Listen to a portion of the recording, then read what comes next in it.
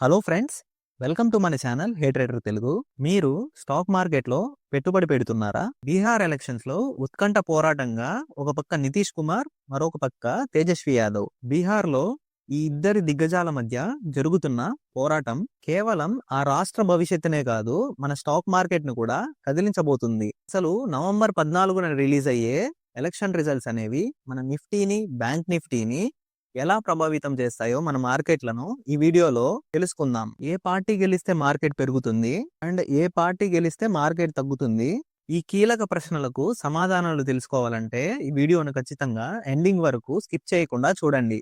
బీహార్ లో మొత్తం 38 జిల్లాలు ఉన్నాయి. 243 స్థానాలకు ఎలక్షన్స్ అనేవి జరగడం జరిగింది రెండు ఫేజుల్లో. ఒక ఫేజ్ వచ్చి నవంబర్ 6న జరిగింది అండ్ ఇంకో ఫేజ్ వచ్చి నవంబర్ 11వ తారీఖున జరిగింది. సో ఈ ఎలక్షన్ రిజల్ట్స్ అనేవి ఈ నెల నవంబర్ 14వ తారీఖున రిలీజ్ అవ్వనున్నాయి. ఆ ఎలక్షన్ రిజల్ట్స్ అనేవి బీహార్ భవిష్యత్తును, మన మార్కెట్ యొక్క ఫ్యూచర్ మూవ్మెంట్స్ అనేవి నిర్ణయించనున్నాయి. ఈ ఎలక్షన్స్ లో ప్రధానంగా రెండు పార్టీలు తలపడనున్నాయి. ఒకటి ఎన్డీఏ అండ్ ఇంకొకటి మహాగఠబంధన్. ఎన్డీఏ పార్టీకి నాయకత్వం వహిస్తున్నది నితీష్ కుమార్, ప్రస్తుత ముఖ్యమంత్రి. దాదాపు 20 ఏళ్లుగా బీహార్ ని శాసిస్తున్నారు. నితీష్ కుమార్ గారు ఈ ఎన్నికలను పొలిటికల్ లెగసీ కోసం అగ్ని పరీక్షగా భావిస్తున్నారు. ఈసారి బీజేపీతో సమాన సీట్ల ఒప్పందం కుదుర్చుకున్నారు. ఇంకో పార్టీ విషయానికి వస్తే మహాగఠబంధన్. ఈ మహాగఠబంధన్ పార్టీకి నాయకత్వం లాలూ ప్రసాద్ యాదవ్ యొక్క కుమారుడు తేజస్వి యాదవ్ వహిస్తున్నారు. తేజస్వి యాదవ్ నేతృత్వంలోని ఆర్జేడీ అండ్ కాంగ్రెస్ లు వహిస్తున్నాయి. తేజస్వి యాదవ్ ఈ ఎన్నికల్లో యువ నాయకుడుగా నిలబడ్డారు. తేజస్వి యాదవ్ ప్రధానంగా ఎన్నికల ముందు యూత్ ని ఆకర్షించడానికి ప్రతి కుటుంబానికి ఒక ప్రభుత్వ ఉద్యోగం ఇస్తానని హామీ ఇచ్చారు. ఇక ఎన్డీఏ ప్రభుత్వం తమ హయాంలో జరిగిన అభివృద్ధిని, రోడ్లు, విద్యుత్ మెరుగుదలను ప్రచారం చేస్తుంది.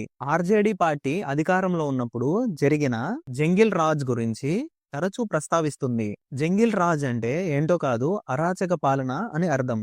ఈసారి అయితే బీహార్ ఎన్నికల్లో 70% ఓటింగ్ అనేది జరిగింది. సాధారణంగా మాట్లాడుకుంటే రాష్ట్ర ఎన్నికల ఫలితాలు అనేవి మన స్టాక్ మార్కెట్వి పెద్దగా ప్రభావం చూపవు.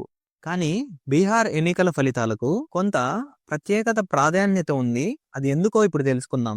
బీహార్ వంటి కీలక రాష్ట్రంలో పెద్ద ఎత్తున మార్పులు గాని జరిగితే అది కేంద్రంలో అధికారంలో ఉన్న జాతీయ పార్టీల వాటి ఆత్మవిశ్వాసాన్ని ప్రభావితం చేస్తుంది.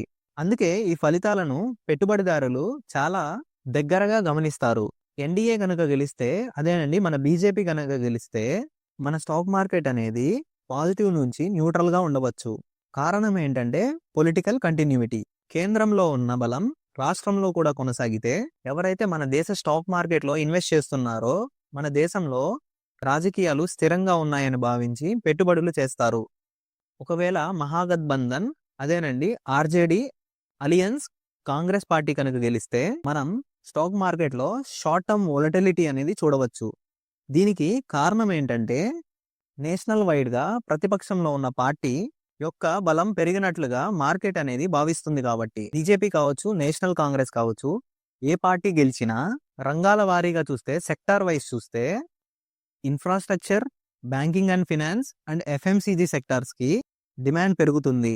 గుర్తుంచుకోండి, గ్లోబల్ మార్కెట్స్, మన స్టాక్ మార్కెట్ లో నిఫ్టీలో ఉన్న 50 కంపెనీల యొక్క ఫలితాలు అనేవి కూడా స్టాక్ మార్కెట్ పై ప్రభావం చూపుతాయి. ఎన్నికల ఫలితాలు అనేవి ఒక షార్ట్ టర్మ్ ట్రిగ్గర్ మాత్రమే. ఒకవేళ ఎన్డీఏ గాని గెలిస్తే, అదేనండి బీజేపీ గాని గెలిస్తే నితీష్ కుమార్ పాలనపై ఇంకా ప్రజలు నమ్మకంతో ఉన్నారని, అలాగే కేంద్ర నాయకత్వానికి కూడా బలం పెరుగుతుందని స్పష్టమవుతుంది. ఒకవేళ మహాగఠబంధన్ పార్టీ కనుక గెలిస్తే బీహార్ యొక్క యువత చేంజ్ కోరుకున్నారని మనం అనుకోవచ్చు. ఎన్నికల రిజల్ట్స్ రోజున మన స్టాక్ మార్కెట్లో భారీ మూవ్మెంట్స్ అండ్ వొలటిలిటీ ఉండవచ్చు. తెలివైన ఇన్వెస్టర్స్ ఇలాంటి షార్ట్ టర్మ్ మూవ్మెంట్స్ కి భయపడరు. మీ పెట్టుబడి ఏదైనా సరే లాంగ్ టర్మ్ కి ఆలోచించుకోండి. ఏ పార్టీ గెలిచినా ఇండియన్ ఎకానమీ అనేది వృద్ధి చెందుతూనే ఉంటుంది. భయపడి ప్యానిక్ సెల్లింగ్ చేయకుండా అవకాశాలను వెతుక్కోండి. ఈ శుక్రవారం అంటే నవంబర్ 14వ తారీఖున బీహార్ ఎన్నికల యొక్క కౌంటింగ్ అనేది జరగనుంది. ఈ నవంబర్ 14వ తారీఖున శుక్రవారం చాలా ఇంపార్టెంట్. ఎందుకంటే ఆ రోజు మార్కెట్ అనేది చాలా వొలటైల్ గా ఉంటుంది. మీరు కనుక ఆప్షన్స్ ట్రేడింగ్ చేస్తుంటే ఖచ్చితంగా ఆ రోజు సైలెంట్ గా ఉండడం అనేది కొంచెం ఇంపార్టెంట్. ఎందుకంటే మార్కెట్ అనేది చాలా వొలటైల్ గా ఉంటుంది అండ్ విక్స్ ఫ్యాక్టర్ కూడా చాలా ఎక్కువ ఉంటుంది. సో ఖచ్చితంగా ఆ రోజు ట్రేడ్ తీసుకోకపోవడమే బెటర్ అని నేను అనుకుంటున్నాను. మరి మీరేమనుకుంటున్నారో ఖచ్చితంగా మన కామెంట్స్ బాక్స్ లో ఖచ్చితంగా తెలియజేయండి. అదేనండి, బీజేపీ గెలుస్తుందా లేకపోతే కాంగ్రెస్ గెలుస్తుందా అని ఖచ్చితంగా కామెంట్ లో తెలియజేయండి. ఈ సమాచారం గాని మీకు ఉపయోగపడితే ఖచ్చితంగా ఈ వీడియోను లైక్ చేయండి.